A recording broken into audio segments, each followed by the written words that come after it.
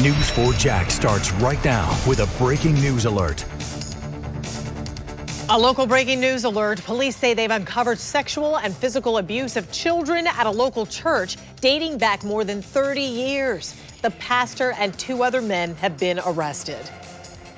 Jacksonville police say there may be victims detectives don't know about, and they're asking anyone with information to come forward. They tell us the abuse went on at Jacksonville Assembly of the Body of Christ Church on Old Kings Road. Sky 4 flew over the church just within the past 45 minutes. News 4 Jax reporter Marilyn Parker is joining us live from downtown with a look at who all was involved in this investigation. Marilyn?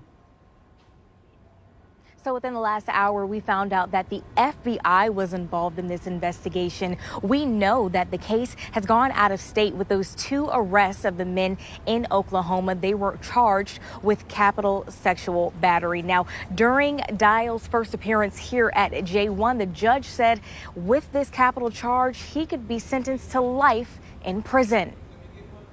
These 3 men are charged with 1 count of capital sexual battery. It stemmed from a tip the Jacksonville Sheriff's Office got in 2020 of sexual abuse inside the Jacksonville Assembly of the Body of Christ Church.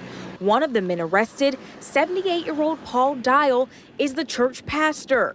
It's 1 count capital sexual battery. Police say the survivor was 11 years old or younger, and JSO believes there are more than a dozen victims. We're protecting the identity of a woman we spoke to who says Dial sexually assaulted her. This was not something that was a one-time occurrence. This happened to me several times over a period of 5 to 6 years. Attorney Cynthia Crawford is representing several of the victims in this case. So this is a very, very big case. The victims talk of being shuttled to different churches in different states and being passed around.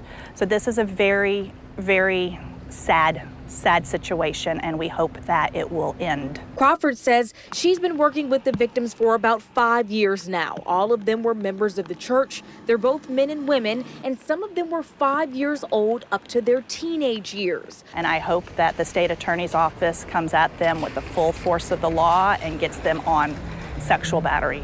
Police say the men arrested in Oklahoma will be extradited here. A survivor told us she knew one day all of this would come out. How did you feel? Relieved, kind of, a little more closure. She says along with Dial's arrest, she wants people to know what happened at this church.